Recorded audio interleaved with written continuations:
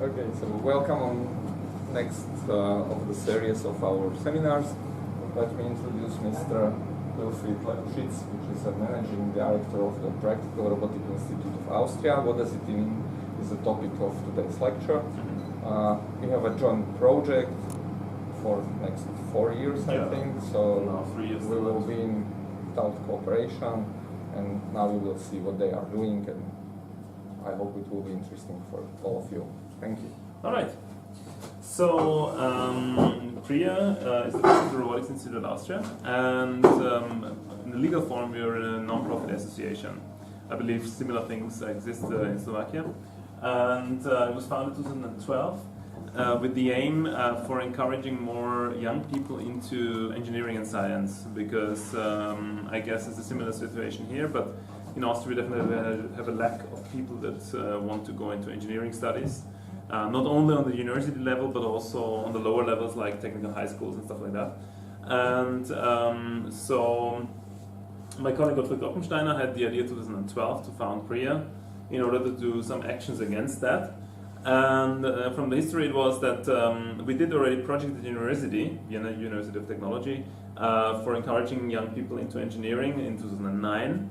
But then a new professor there didn't really support our claim, and then we said, okay, we need our own legal entity for really being able to better do that, and that was the starting point of PRIA, in fact, and that was 2012. And since then we have done quite some different projects, and in this case not only in education but also in research, and that's why we have there these pillars there, research and education. And it's all centered around robotics, basically. So our educational projects are centered around robotics because, yeah, as we know, robotics is something cool, multidisciplinary. We can touch it. We have haptics. We have programming there, electronics, all these kind of things. And that's the educational part. And on the other hand, we do the research also in robotics. In this case, Industry 4.0 topics. More flexible robotics for production engineering. And then the red one here, ESER, is actually something which should be in between. I'll change the graphics here. Which is something like competition and conference for young people in robotics. And you will see that then in the next few slides. And these are our pillars on which we're based on. And I would like to introduce some things we do in education and some things we do in research. And as I said, it's all also, according to the name, centered around robotics. And as we know, it's in education. Educational robotics is a quite multidisciplinary tool, and that's why it's so attractive for kids also to get in touch with engineering. So we definitely don't want to make robotics experts from the kids, obviously, but rather it's a teaser for them to go into this endeavor of technical studies, maybe later in the technical high school, or then even going to university for in the technical field. And we can what we try to do is also to try to not to only use the technical aspects, but also bring in problem-solving things, for instance. So by coming with a real-world problem, and then that the kids should try to solve it, or at least in going to the direction of solving it, we can attract also sometimes better not only the pure nerds, let's say like that, but also the ones which are maybe not so directly attracted by industrial topics or by electronics or by informatics, but also those who are rather interested in, okay, how can I solve a real-life problem? And then they see engineering comes in handy when doing that. We are right now 17 employees. This is just a little bit about the team, in fact. And so Gottfried Munia and I, we worked together at University of Technology, and there we did already projects with students. And then Munia and Gottfried founded PRIA 2012. And we try to offer quite some different things on the different levels. So we have different projects, different entry points for students on different levels. So, for instance, we see already on the primary and middle school students, so we're talking in Austria about 6 to 14 years old. Primary school in Austria is from 6 until 10 years, and then middle school or lower secondary school grades are from 10 until 14 years old. And in that age we have workshops, events, and camps. Camps are also the holiday workshops. That's this one flyer that Richard had just before in his hands. And RoboCope, for instance, the project we do together, is also targeting at this level the middle school students, so the students 10 to 14, where we do workshops in the schools. So, or other way around, the schools come to us in the laboratory and then we do workshops with them using robotics. Regarding events, we do a researchers night, and you have something similar here, where we try to do different events which could attract also young people into science and technology, and then the holiday camps. And when they're in high school is in our case from, let's say, 14, 15 years old until 19, 20, so until high school graduation. We have different other offers, so we do the competitions like the Easter conference, which we'll see a video afterwards. We have internships in the holidays, where they can work for 1 month at PRIA. There's also a funding scheme for that, for instance, a national funding scheme, which is quite cool, so that we have funding for internships. And research projects where we integrate the high school students directly into a research project. So they can do their graduation thesis, they also have kind of a thesis, maybe not comparable with university level, but they also have a pre-scientific thesis, which they have to compose. They work on a project and then compose a thesis, and this they also do in the frame of research projects from us. And then at university level, we also employ them. So the talents we like to employ for helping us out in the research projects, but also in the educational projects. So they do workshops for us. We have the university students as workshop tutors, and on the other hand, they help us with the research projects. We have some quite great programmers that way, directly working at PRIA. One of the past projects, which was kind of like a prequel to the RoboCope project, was the project EA for STEM, Educational Robotics for STEM Education. It was the Horizon 2020 project. And within that project, we also learned a lot regarding educational robotics workshops. We had some really nice project partners there, where we could get more insights in evaluating robotics workshops, and also in how to change things. So only since then we integrate things like real-world problem solving, storytelling elements and stuff like that into robotics workshops, which we haven't done before. We were rather on the technical side only. And through this project we learned a lot on how to make the workshops also more attractive for instance, also for girls, which are often not so attracted by, let's say, pure engineering topics. And within that project were a few different tasks. So we had in total workshops with 4,000 young learners, not us only, of course all partners together, but more than 900 were done by us. We had the conferences, which you see a picture down here, and also the game table on the upper picture, in Vienna, in Sofia, Bulgaria, and in Malta in the years 2016 to 18. And then also a repository for educators, where content of workshops and so on is freely downloadable. And that was a quite cool project, and it was like kind of like the prequel to RoboCope, which is the project that we do together with CVTI and with Richard, as well as with the ASIM, which is the University Institute of which I was working before PRIA, and with the Bildungsdirektion Wien, which is the Board of Education of the city of Vienna. And within that project we now do a lot of workshops, and we now do the Easter. And what Easter is best shown in this video, which is in this case a teaser video from the last years. So you will see pictures from different conferences from the last few years. And the idea is to have an international conference for students. So we still have quite a lot of Austrian students there, but also international teams. And so for instance, 2019 now, which was in Vienna again, in the frame of RoboCope, we also had a team from China coming over. And we can see here the game table. Every year is a different game table, different tasks. There are talks by researchers, and also the students have to prepare papers. They have to hand in the papers, they are reviewed, and then they also present their topics there. And they also work on their robots during that week. You see quite a lot of cool constructions by the students. They always know in January, mid of January, they know the topic or the actual rules. And then they have a couple of months until April when Easter is happening to work on the robots. And during that time, they already have to submit some documentation parts. And in the competition itself, they can get 300 points in total, of which 200 points are from the competition, but 100 points are from the documentation and paper writing. So that's quite an important part in order to win the total thing. So without that, you wouldn't stand a chance. And as you can imagine, there's a lot of emotion there, and positive and also, of course, frustration can be. So, and it's always a good cool event that we do in April. And so 2020 we are here, and we are also looking forward to be here in Bratislava. And that's already, that was just a little advertisement in the end for Hedgehog, but I will come to that one later on. So and Easter is a cool thing because it's really a big event between 150 and 200 students coming each year. I mean, of course, there are bigger robotics events, that's clear, but it's a lot of energy in that week. So pretty cool stuff.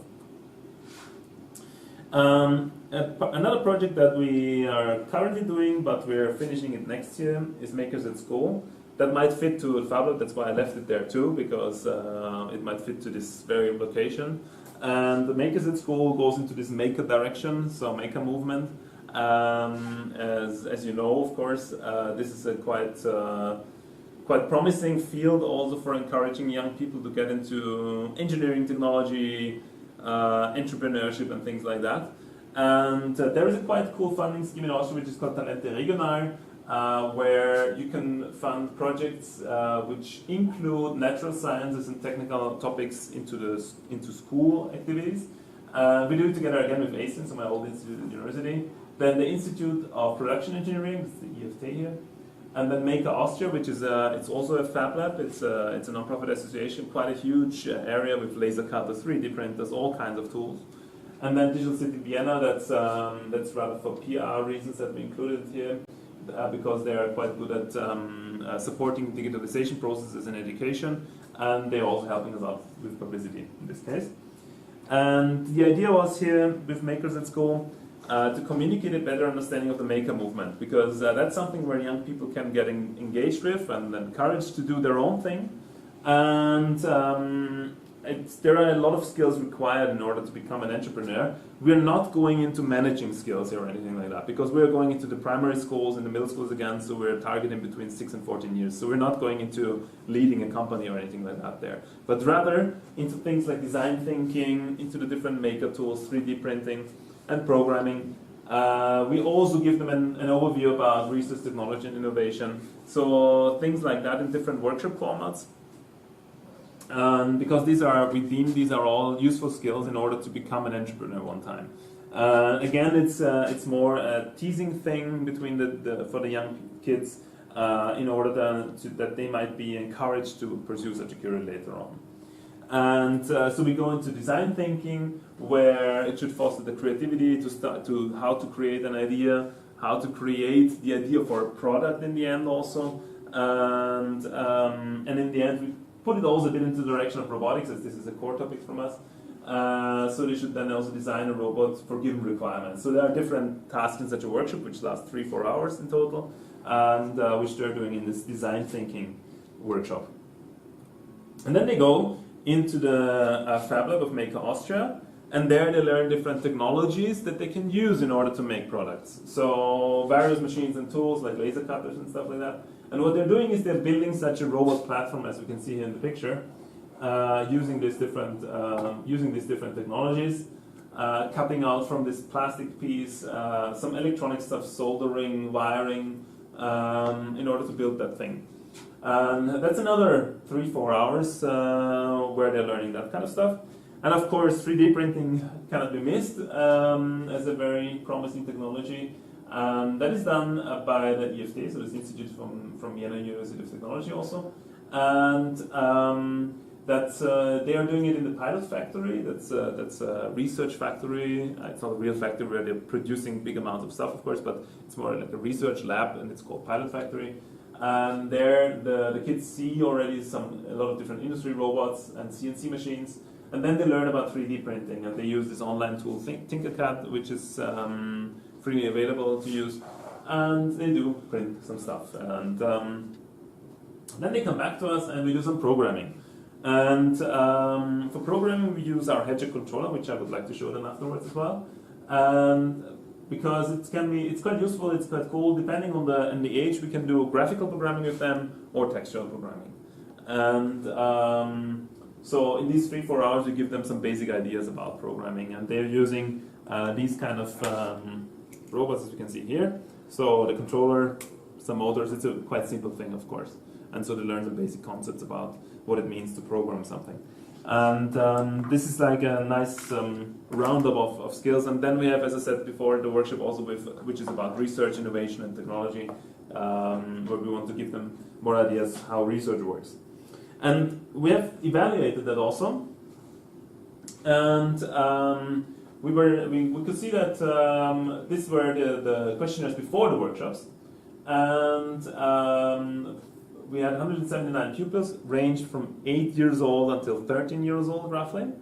And we see that only about 25% would say something like they would like to study science afterwards, or they would like to study math. And have you done ever any programming? Surprisingly, 50% said yes. And have you ever built a robot? Also surprisingly, 25% said yes. So that's actually a surprising result. And what was quite cool after the workshops is everybody says I like engineering, so 90%. Nearly a North Korean result. And but what was quite good here for us was especially that one here, that 50% says I'm now more interested in studying science. Of course, that's a way. This doesn't give you the guarantee that they will do that after, but we were able to tease them at least into that direction, and that's quite cool. So if 50% say I'm more interested in that, something is reached. But what was also very visible was, of course, it was good fun for them because they would like to try to solve more challenges like that. I mean, yes, it's not the regular school program, it's something different. It's hands-on activities, it's very interesting. So, of course, 90% would like to do more like that. But generally, it was confirmed also in some qualitative interviews that yes, they like the hands-on activities, and when it functions, then they like it more, and they would like to do more like that. So, of course, that kind of activities really give a push towards that direction.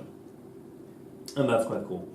And now I'd like to give a little overview of Hedgehog and then show you something here too. I mean, show you, it's something you can also try yourself also a little bit if you like to then. So Hedgehog itself is an educational robotics controller that we developed in the frame of 2 projects in the past. So one was the project SCORE, the other one was EA for STEM, the European project.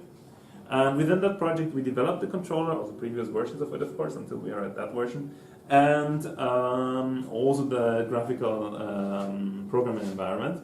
So, and if you take a look at Hedgehog, the inner life of Hedgehog, as you can see, it's here, down here. It's a Raspberry Pi 3 as a basic thing. But of course, that is not usable itself, just for attaching sensors and motors and stuff like that. So what we then did was also developing this upper shield, which has all the pins for connecting motors and sensors.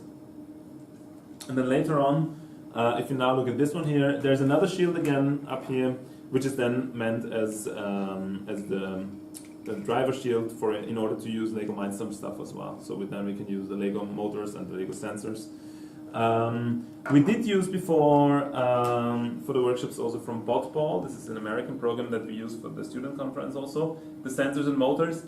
But the motors are not that precise from that program. And then we thought, okay, the Lego stuff is actually quite good quality. And but we didn't like so much the programming environment. That's why we thought, okay, let's do our own shield in order to be able to use the Lego motors and sensors with the Hedgehog controller, and this is what we've done here. And so right now we like to use that one here, this kind of construction now for the workshops.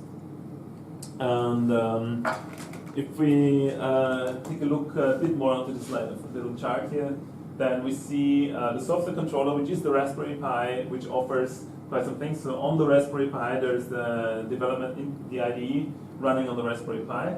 and the programs. And then we have the hardware controller, which is this extra shield that was made, developed for the motors and sensors.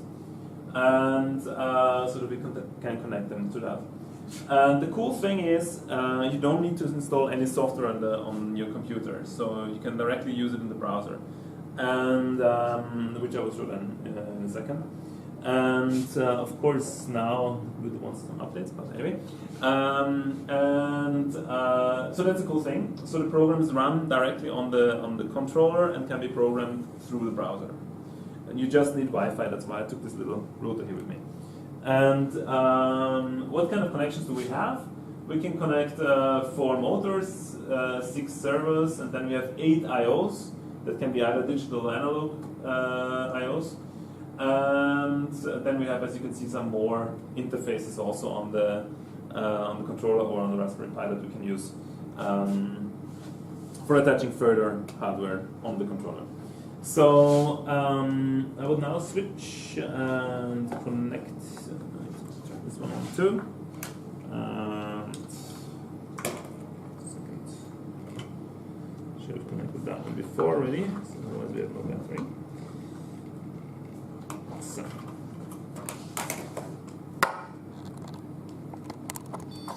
So. And I'm already connected here to the network, but to the right one. So doesn't it open now the Hedgehog network? That's strange.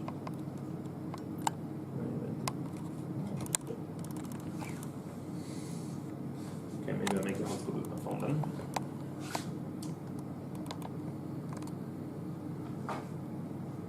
So I brought the router, but it's the wrong network showing up now. Because the Hedgehog is programmed in a way that it should always connect to a Wi-Fi which is called Hedgehog, and that should be provided by the router, but it doesn't do it right now. So I will just open up another one.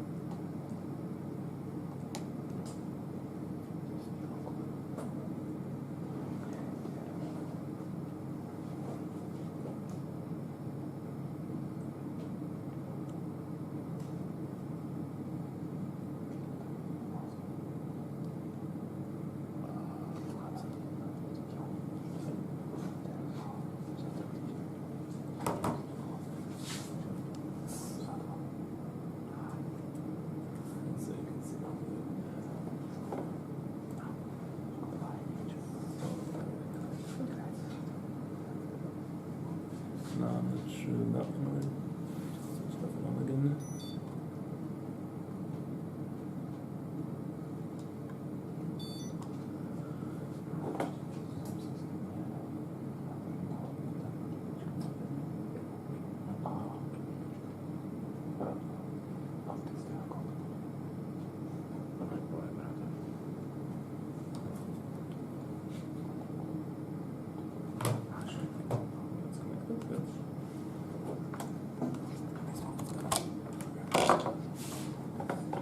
So, let's see if I can connect already to the controller.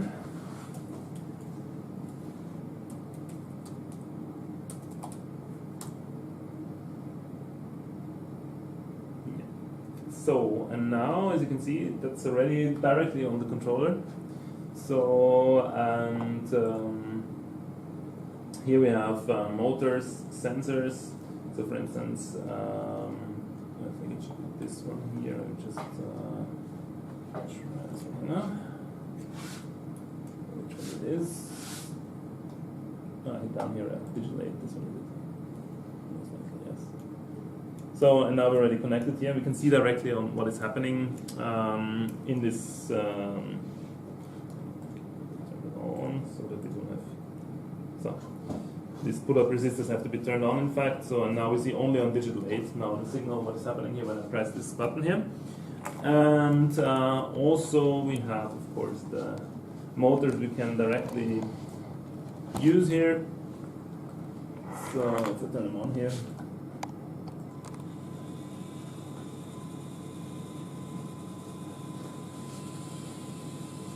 So now they're moving. And and then of course I can also use I can also look at the programs. So I can, for instance, use this program here, and then we see programming environment. And needed is always such a Hedgehog scope, so that we are really connected to the controller. And then we can, this is based on Blockly, so the Blockly open source programming language, and we integrated here the different kind of sources in order to control the motors and servos and so on, and also to be able to use, for instance, the sensors. Also, we created something to use the iRobot create. And the cool thing is that you can immediately see here also in Python the textual part of it. So even when I change here something, so for instance, then we see immediately on the right side here what is happening here. And that's quite cool because then people can already relate to, okay, how does textual programming look like, which is quite nice. And so if I'm happy with my program, I can then, of course, start it. And that should hopefully work then. And it's a loop here, 4 times to use the motors with speed 1000, which is the maximum value, for 1 second each. And this was a simple program here. And the cool thing is that we don't have to install any software on the laptop, so we can just use it like that. And that makes it, should hopefully make it quite easy to use. We just need a network that the laptop and the controller can connect to.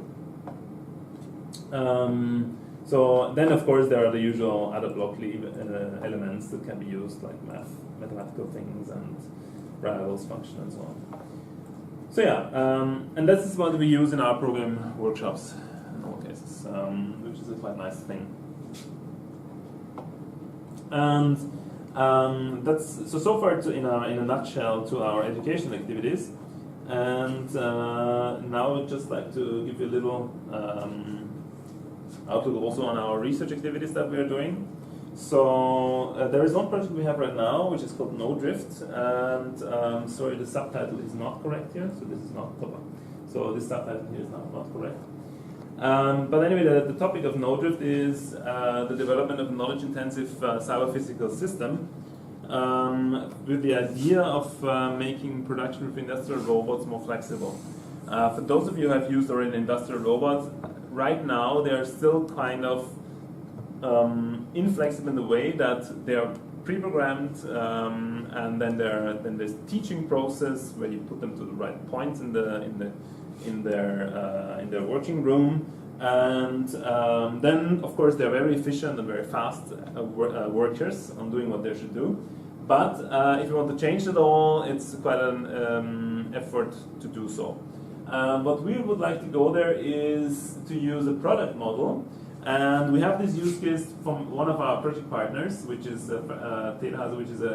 which has a factory in Vienna, in the city, in the outskirts of the city, where they are producing these kind of control elements, which are relays, different types of relays. And this layout always looks a little bit different. So they are using different potentiometers here, different kind of clamps here, different kind of relays here. Just the basic design of this PCB is let's say, the geometrical design might be the same, but the components always be different. And for the small components, they have, of course, these machines, these lines, which are nicely putting all the small resistors and everything. But for the big components, they are lacking the automation, and they now do it still by hand, which is quite surprising that to have such a production in the city of Vienna, in a place with quite high salaries, of course. And what we like to do is, okay, if you have now different product models, based on these product models, that the robot would be able to then automatically place the right components at the right place, and not having to, for each of these different product type models, having to pre-program everything, because then you have maybe a new model, added to the system, and then you have to program it again. So this is what we'd like to avoid, and that's the idea hereby. And that we use an ontology that represents the product, and based on that we have planning algorithms using PDDL. So that the robot then automatically knows what to do. We're not finished with the project yet, but this is the idea of it. We're currently at the implementation phase. And also, our very talented student team also created a digital twin of that, so that we can also have some kind of a simulation and have an easier time looking at the things. And so that we see better what the robot should do then, in fact. Directly also visible for us. That's the idea. What is it based on? Sorry? What is the simulator based on? It's completely from scratch, or? That's a good question. I can't even tell you exactly, to be honest. So we have so many projects already that I'm not involved in all the technical details anymore. So I unfortunately can't tell you what he exactly used for that. So and another project we do is Combine. And that's quite a large consortium of different partners in Austria. And the idea is to include such a paradigm of cloud manufacturing. The motivation for this is that, for instance, we have something like our Hedgehog, and we see that here. And the Hedgehog has the PCB inside that needs to be produced. It has the casing, which needs to be 3D printed or laser cutted, whatever. And let's say I'm a startup now and I want to produce 500 pieces of that, and now I would have to search for a producer there that can produce me the one part. I have to find somebody who can produce the PCBs. I have to find somebody who can assemble the whole thing, and that's quite a process, of course, and might be quite difficult. And our idea was, okay, in this research project, of course, so it's not a commercial project, that if I have something like this, and I would like to just have a platform where I can put in all my data. So I put in the layout of my PCB, so I put in the CAD file of my casing and stuff like that, and then the system searches for the right producer for me. That's the idea of this project. And we do this together with these partners. The idea is to have a web platform. We have also an ontology that where companies can register their services, so they're producing services like 3D printing, for instance, and we know that there are already 3D printing web platforms available. And but also other things than 3D printing could be registered there, so that then when I enter my production order into the system searches for the right place to produce my stuff. And we are not considering here pricing models and things like that. So this is really, as we know, a research project where we want to lay the basis for such a thing, in fact. And then we want to try it out using our laboratories as the kind of like prototyping factories that are connected to the system, where we want to then have a little demonstrator for this whole thing. So it's about job scheduling algorithms in this case, and service-oriented architectures. And so, for instance, this is one of the ontologies that is at this point very focused on 3D printing, for instance. But yeah, we have different knowledge models that we create in this project in order to have then a web platform where then a customer can upload, for instance, the STL file, and then the right producer is found for that. So this is a bit of, in a nutshell, some research projects that we are also currently doing. And I hope I've given you a nice overview then of the different things. And as you can see, mostly it's centered about robotics or production, but not only for research, but also for education, because we think robotics is just really a trendy and good topic for these different levels of activities. So with that, I would like to conclude my talk, and I hope it was interesting for you. Thank you. And if there are any questions, I hope I can answer them. That's what I want to propose. If you have any questions, don't hesitate to ask.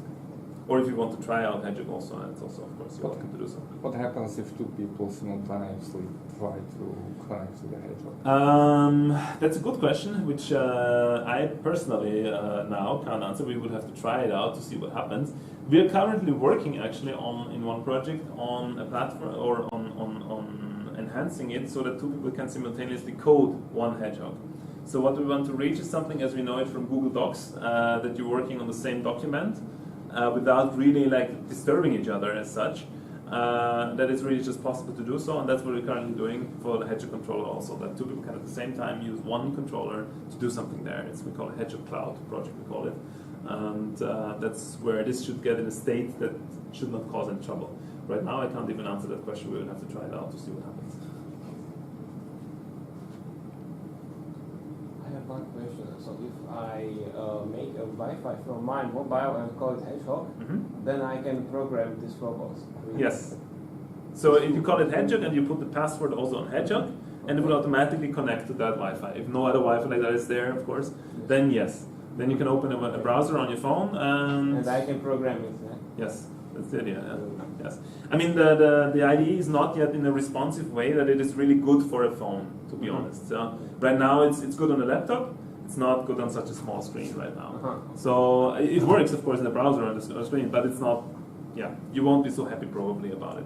So we're missing yet a really good app for that in order to make that process also nicer. There is no security. No, there's no security for that one. I mean, for education. It's exactly, it's for education. This is not an industrial, used in industry somewhere, so it's really for education. So that's why we didn't care about the security in this case. And it's not, it's that way. It's also not connected to the internet because you have to create this Wi-Fi called Hedgehog, and so yeah, you won't get out into the internet. Exactly. Yes. I also have one question about this combined project. Yes. It is like you have some list of the companies and then you address them, or no. How it works? The idea of it is, and that's why I say really the idea, because we're not that far yet. The idea is that companies, and I'll show you a paper that that is not yet published, but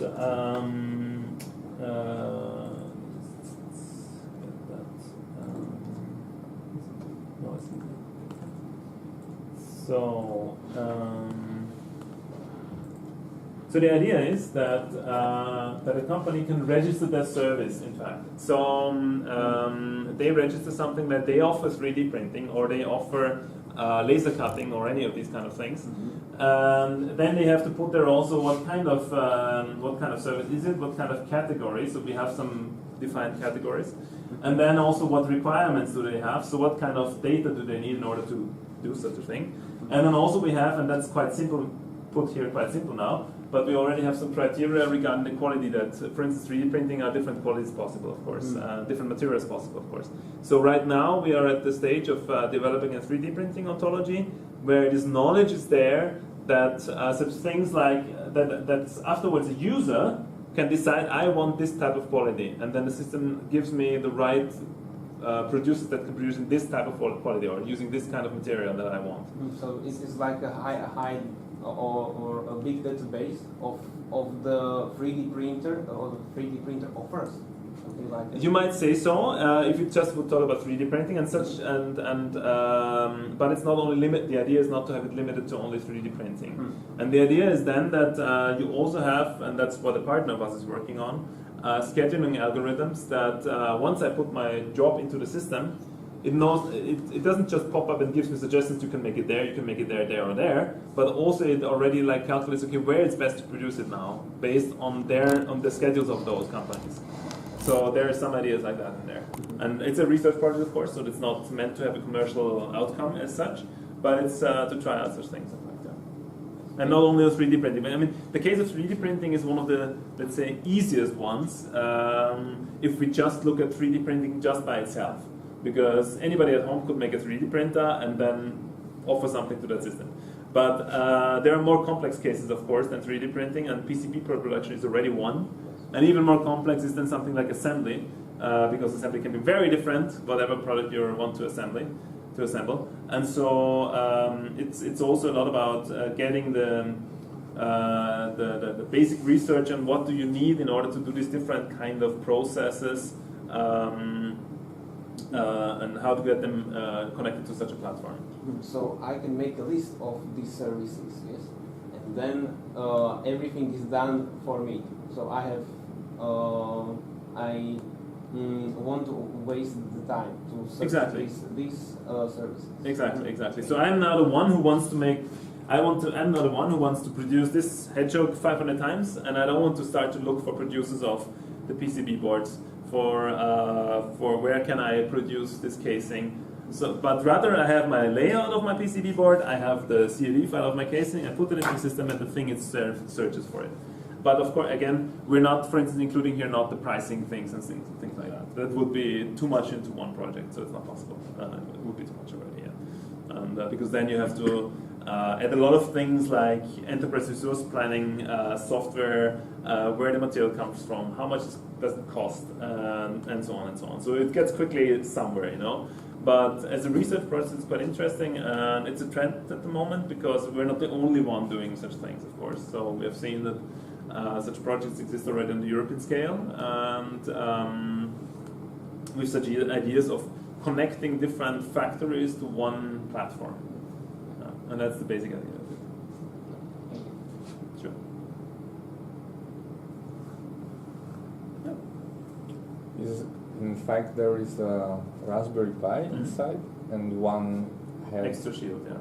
And this on the top is even another one. Is another one. Third. This is the third one meant purely for these Lego components. Okay. Yes, exactly. It was meant purely for that. So this is more or less just the interface for Yes, the exactly. connectors and so on. Yes. Is it something that you get from some external provider, like mind sensors or something like that? Or is This shield, no, this shield was also developed by us. it Was also and what interface does it have? Is it like I2C interface? Or I think it is Seminár I2C to the Raspberry. Then I think so. But I honestly in this technical detail, it's again this project has been done by some of our students and this shield is relatively new. We have done it also just in the past few months, and within the frame of Robocop now, because we use this one now in the Robocop workshops, and so it's quite relatively new. And it was purely really newly designed for connecting these Lego Mindstorm motors. And the cool thing is the Raspberry Pi, of course, offers a lot of things already in order to be connected to. And yeah, that's what we did here. For the programming, the text version is Python. Java or Python. Python? Yeah, that's Python. Yeah, exactly. Yes. It was interesting. I don't remember this project with the robots that there can be programmed, and once they are programmed, then you should not do You don't anything. touch them anymore. Yes, and that's I like, because when I when I programmed Fanuc robot, there is an teach button, and you have to always click and do something when you want to change something, and this is for me really interesting. So it is only in research, or it is also in application? Right now it's only in research, the way we do it, because what we know from our industry partners is that especially regarding production lines, the companies are very conservative. So they're hesitating to use new technologies or new approaches, let's say. I mean, of course, they invest a lot of money into that. I mean, such an industry robot is easily like 20,000 euros, of course. And it's difficult to get new IT approaches into automation. So the automation society is the wrong word, but let's say the automation community is rather a conservative one. So apart from the fact that many people that work in automation, so in these production facilities, are not, let's say, that well educated regarding IT and programming. So that's why they're often learned to the job or something like this, or they did an apprenticeship as a mechatronic guy, for instance, and so they're not deep into programming skills as we know that in the IT, and so the whole community is rather conservative and still uses mainly. I don't know if you're familiar with. Also, for instance, apart from robotics now, when you look at automation systems, if you're familiar with IAC 61131, so this is PLC programming, for instance, and that one is still something which a bit covers the thing beyond, so which covers the textual programming languages and does it on a rather nicely graphical way. You have function blocks, you have ladder logic. It's a bit old, okay, but let's say function blocks is a very common one still, and people use rather that. And now with the industry robots, it's also still the way that you program them, and then they're not touched. And not touched for a couple of years, except if there's a problem. And introducing a new product into such a production line is really takes a lot of effort. They have to stop the production line for a couple of weeks and then reprogram the things. And that's really something which we would like to go away with, these kind of ideas. And the funny thing is the ideas of it have been existing already a long time, decades even. But only recently they have started to be implemented also. And so right now I think there's a good window of opportunity to really implement such things and get them into the actual use in industry. And so it's quite a good time right now for such things. Is it a robot platform independent, like the KUKA from So the idea is to have it independent, yes, and then have some, let's say, driver or really translator into the right language then. In this case, in the laboratory, we use a KUKA. But the idea is that you're not only able to using a KUKA, but you could also use an ABB or anything else then. So right now we're working with a KUKA because that's what we have. But you are on the hardware level, because KUKA can be programmed in this funny basic language. Only, yes. And you are not translating it. Right now we are translating it into that language. Yes, right now we're translating it because KUKA it's very difficult to get directly into that thing, let's say, and use something else.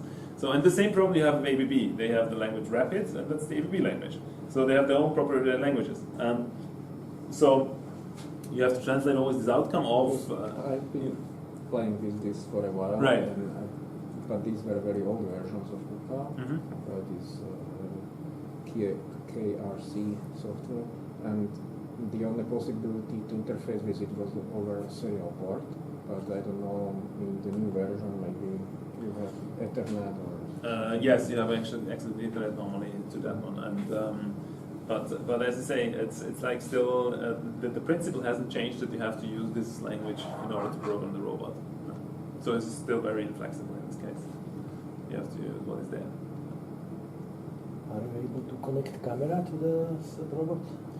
In this case, to the Hedgehog, you mean, or to which one now? Yes, now physically you can connect it. Because the Raspberry Pi could have camera, also, but can you incorporate it into the software system or system of development? Well, that depends rather on what Blockly offers, and I don't think we have it there because we can use different kind of sensors, so analog or digital sensors. But that means also from the analog sensors you have to use the data that's coming. In fact, so you have to. You're not as flexible in just using a camera picture like that. And I don't. When I look at it now, I don't think we have included here in the blocks, for instance, that we can immediately use it. It might be different in the textual language though, if we can use it. But with that, I have to admit that I can't answer it really precisely. This hardware and software you can sell, or it is accessible in open source? Or? It's actually so the hardware is open source, yes, and the software, for instance, for this this cloud way that we're doing right now, it will be also open source, yes. We do sell it, but only since now, because finally we have managed to get past the EMV, so this electromagnetic, what is that in English? It's a good question. You mean, you know, this, you have to do these examinations, electromagnetic examinations, in order to be compliant. And we passed that now, so that means we can now sell it. We don't sell it in the sense of a typical product which will be in stores or something, but we sell it in small numbers if somebody's interested in that. We sell also only the shield if somebody wants to put it together with their own Raspberry, if they have the same Raspberry Pi model already. Or we sell the complete set, but also just in small numbers, as we don't do it on a commercial basis. But the things are also available open source. That means anybody could produce it also themselves. Yes. It's not intended to be a commercial product. And the software also. The software is also an open source thing. Okay, so if there are no more questions, once again, thank you very much. Thank you.